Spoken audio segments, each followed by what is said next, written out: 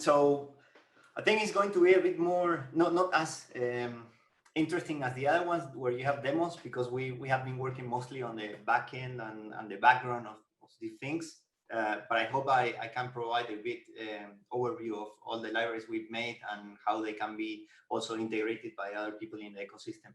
So, I mean, we have been involved in Filecoin for a while already, almost like a year, and we have been working on different areas. We did part of the of like things like OpenCL integration. We also did the firmware for the hardware wallets like Ledger Nano S and X. And we have been also working on WebAssembly and some Rust libraries that are being used by some of the wallets. This project was called Filecoin Signin Tools, and also on exchange integration. So we are kind of like not exposed to the final users, but we are like kind of running a lot of the code and providing libraries to people in the ecosystem. So if anyone is like interested in building up like on top of Filecoin, I mean, you can also use some of the libraries we made, and that will simplify a lot of your work. So I'm going to go like quite briefly on those, and maybe we can later discuss, or I can answer some questions about that. So, I mean, with respect to Ledger apps, we made the Filecoin Ledger app for Nano S and X. We also made integration libraries for Rust, Go, and JavaScript. So you can use the Filecoin app from those libraries without like having to deal with like USB or all the critical aspects of like how to connect.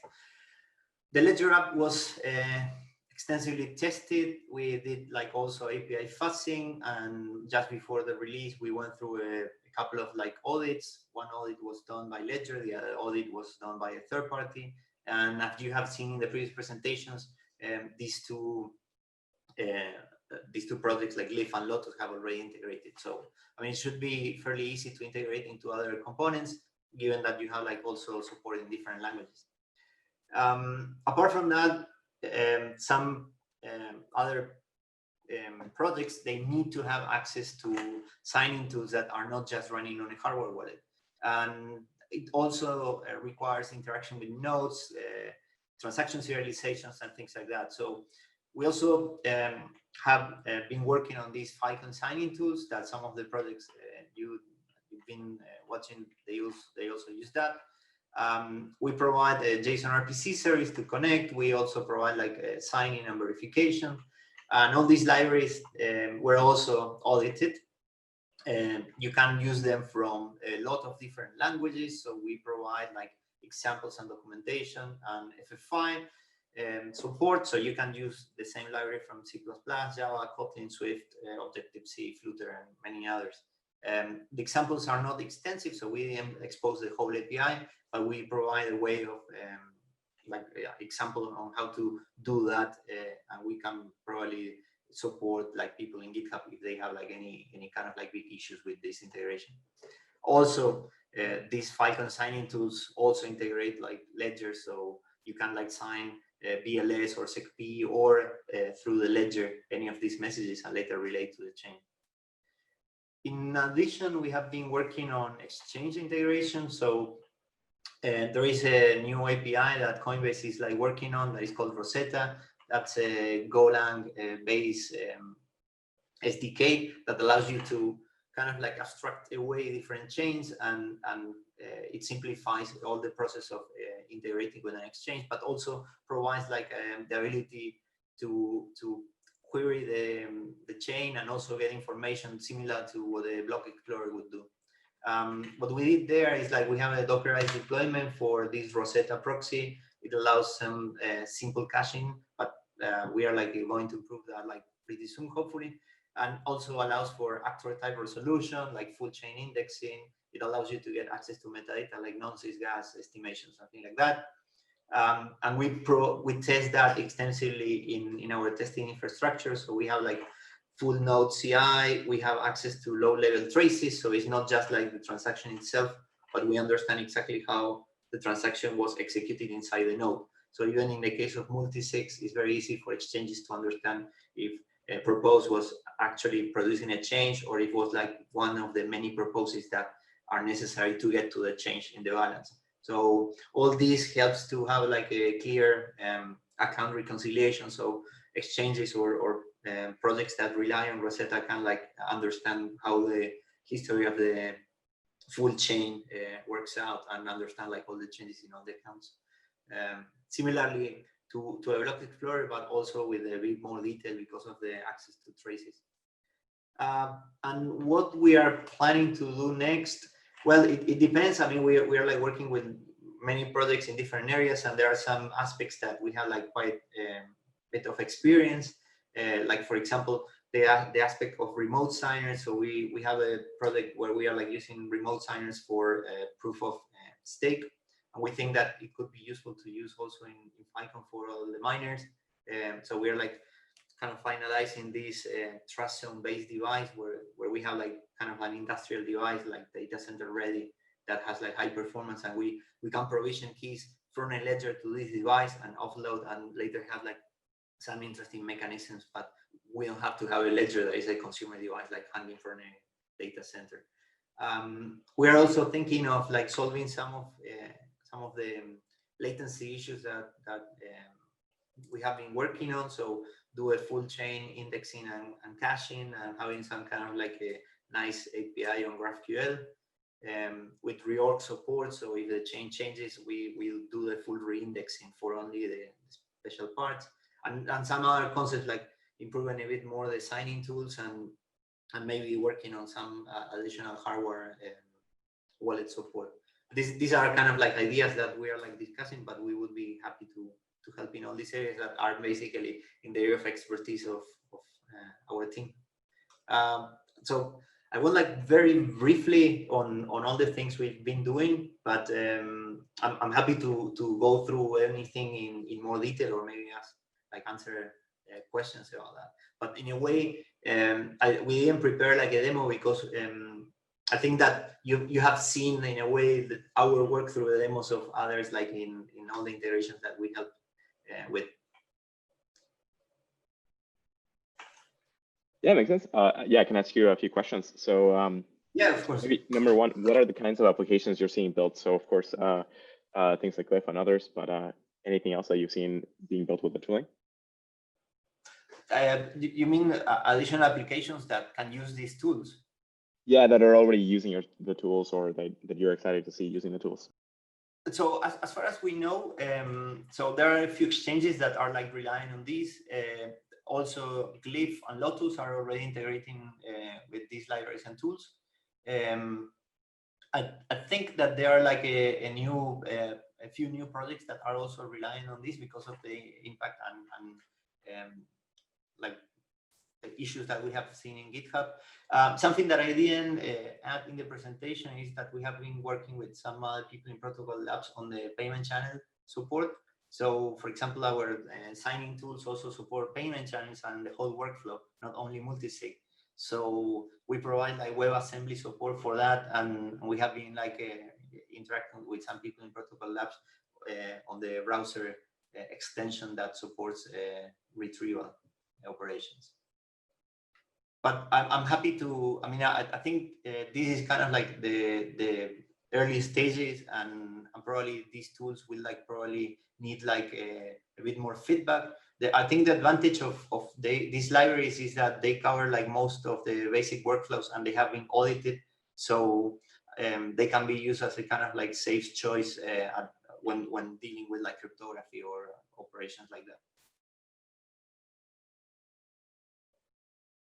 Yeah, that's awesome. I'm curious if you could show us just like the GitHub repos of the tools, just so that developers out there might get familiar with them.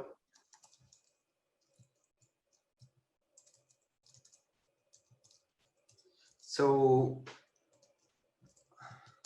Filecoin Signin Tools is the GitHub repo where you can find like as you can see, it's being used by a lot of people. Here you basically have a Rust native library that has support for like 6P. This is kind of like a bit out of date, so multisig and BLS is already supported. Also, you have this Rust library compiled as WebAssembly. So in WebAssembly, you can use all this cryptography directly in the browser. And then you have like this JSON RPC server where you can use that for interacting with the nodes, or there is also a service that does something similar to what we did for Rosetta in the Exchange integration. And then in the same repository, you have a lot of examples for each of these languages and how the integration happens. So for example, you can connect from your browser to WebAssembly and have like all this functionality. And the same for all these languages. We provide like very simple examples on how to connect from any implementation written in that language to our library. So for instance, if you want to do something for mobile phones using Objective-C or Swift, there is a way of connecting to our Rust implementation that has support for DLS, SecP, transaction serialization, and on all these features that we already discussed. And in addition, of course, you have like a continuous integration, and we have like kind of like a very good coverage and all these other. So apart from that, we have like obviously the Ledger app, even though this is kind of like something that probably is interesting only for people that might want to look at the code, because the whole development process, once the Ledger app is published, it goes directly to Ledger and they take ownership. So you won't be able to kind of like ship a new application. It has to go through Ledger because of restrictions from the security point of view. But the Ledger app also is available in case someone wants to add additional features. We maintain that actively. And then we have like some repositories, for example, for Rosetta, where we keep like all the things. So for example, for Rosetta Proxy, which is this tool that I was describing, you can also get access to this. We have like kind of like constant releases, and we have also continuous integration running like full nodes. So I mean, if you go to our GitHub, you can find like a lot of the work we have been doing with Filecoin. I mean,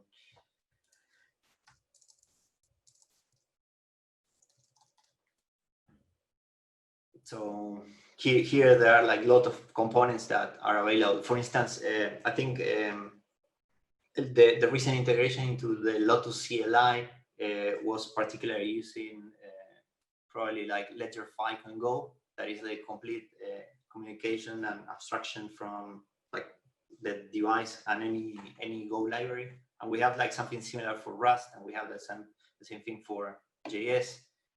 So if you're interested in anything that is like relatively low level within the Filecoin ecosystem, in all the aspects that are like signing or cryptography, I think you will find like a lot of things here.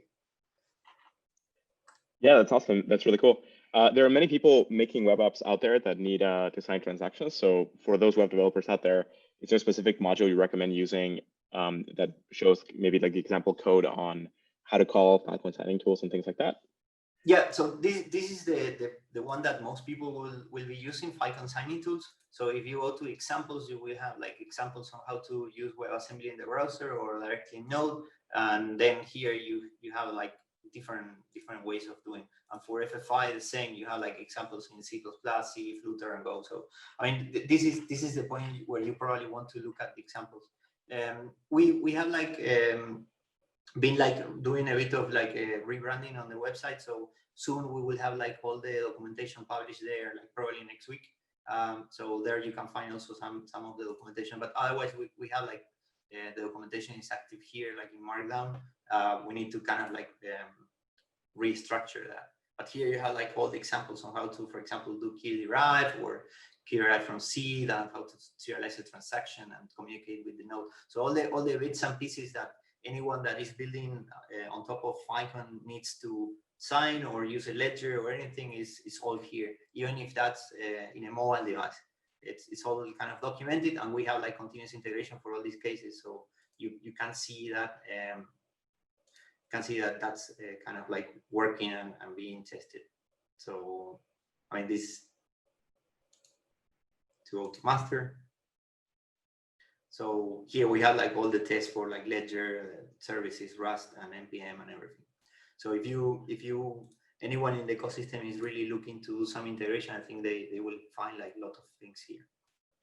Awesome. That is really, really great and phenomenally organized repo, by the way. That's going to make it super easy for everybody to use. Maybe a quick question on audits. of course, all this kind of code is super critical and whatnot. Can you maybe mention like what a audit flow there has been or will be and so on? So we had like 2 audits, particularly in the Ledger app. One was done by Ledger, the other one was commissioned by Protocol Labs. I'm not sure if I can tell the auditor or not, but it's a really, really good one. So we went through that process, and there were like many important findings, like kind of like a lot of things that we could improve. So we did all that.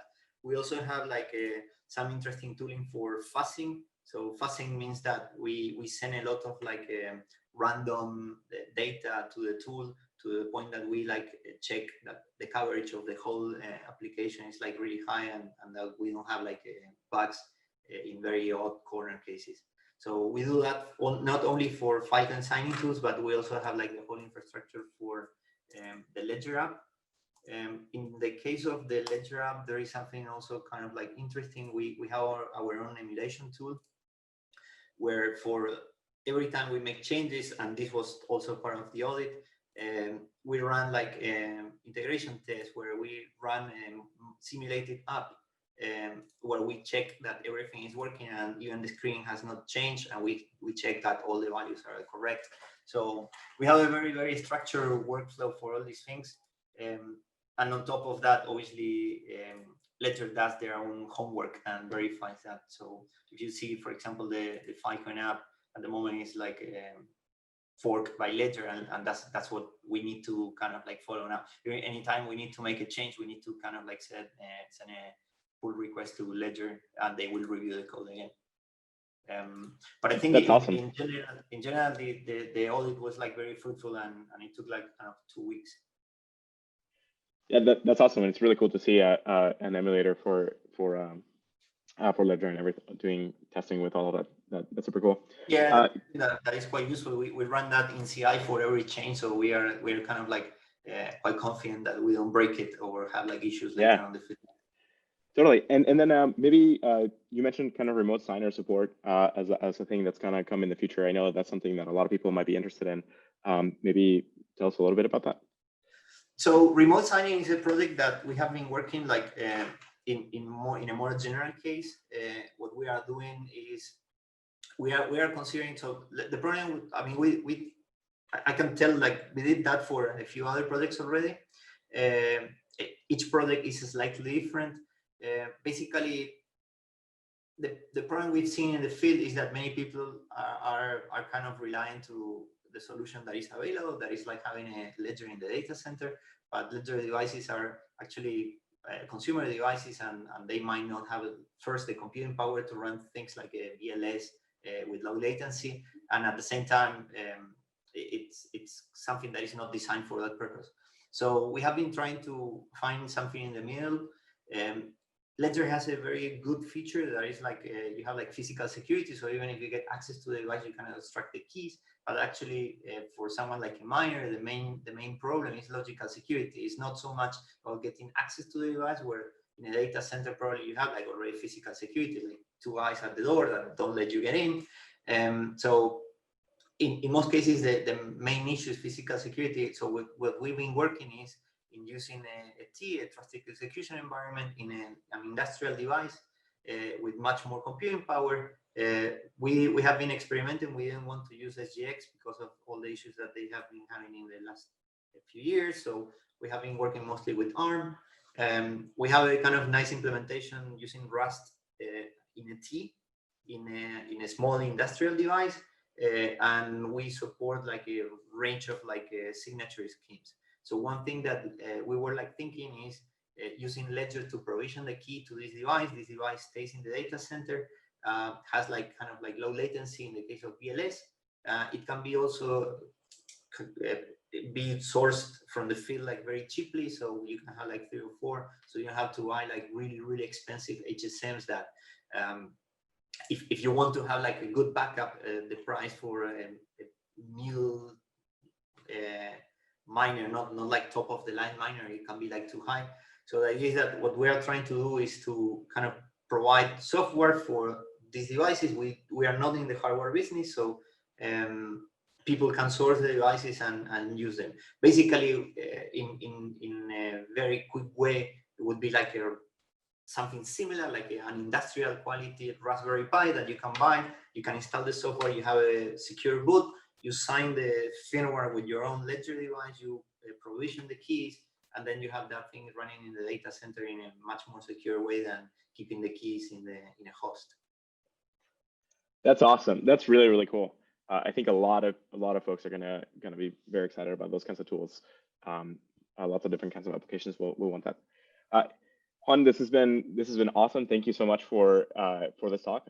Super illuminating. I'm sure a lot of people that are either already using or will use the tooling will find it super useful. And thank you so much for making the tools.